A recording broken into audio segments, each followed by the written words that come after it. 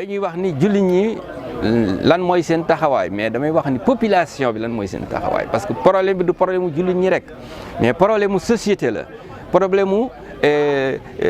aw nekkin la woo xam ni bu ñu bàyyee lii di raam jëm ci ñag bi bis bu duggee ci ñag bi maanaam ñëpp lay faagaagal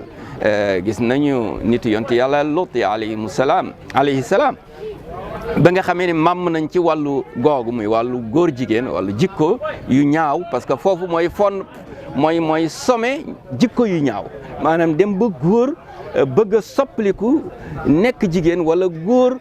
amatul xemmemteef ci jigéen li nga xam ne fitra bi nga xam ne moom la yàlla borom bi subhanahu wa taala bindee woon doomu aadama bu fekkee ni nit dem na ba loolu mu ba ko salfaañe maanaam foofu la ñu war a yi foofu moo la ñuy yem ci wàllu jikko yu yàqu kon bu boobaa dana jaadu ci képp koo xam ni yaa ngi dund ci société boobu moo xam borom kër nga moo xam dañ laa yilif moo xam nguur nga moo xam koo mën a doon tey dund ci biir société boobu war nga jóg ngir jële fi loolu ndax itam ku ne xam na ni lii di xew du mbir moo xam ni mbiru mu suuf mu ndaw la maanaam ñoom tuuti nañu waaye am nañu doole mooy ni dafa am benn lobby mondial boo xam ni moom moo nekk ci gannaaw loolu nga xam ni mooy li ñuy tuddee góor jigéen ndax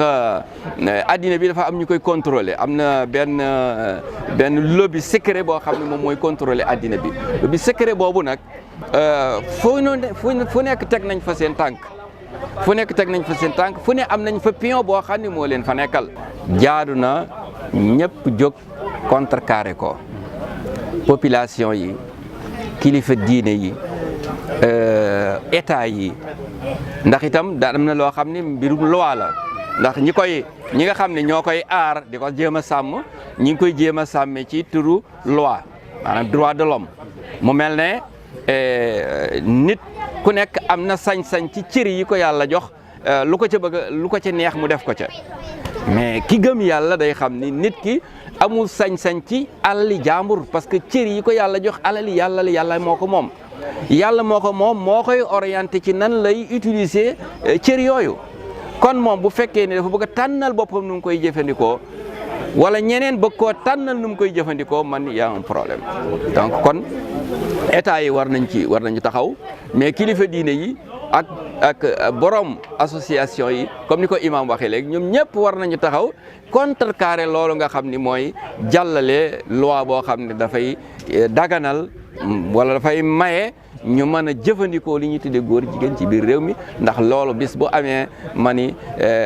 li alquran doon wax wattaqu fitnatan la tusibanna alladina zalamu minkum xaasa musiba la lay doon moo xam ne du yem ci bopp borom te itam kenn xamul fu muy yem parce que saxaar gu mbaam moom feek romb la bul yaakaar ni mucc nga ci te lii may gis buñ ko seetaanee saxaar gu mbaam lay doon te bu déparé yaakaar naa ni amul kenn koo xam ni jàpp nga ni war nga cee mën a mucc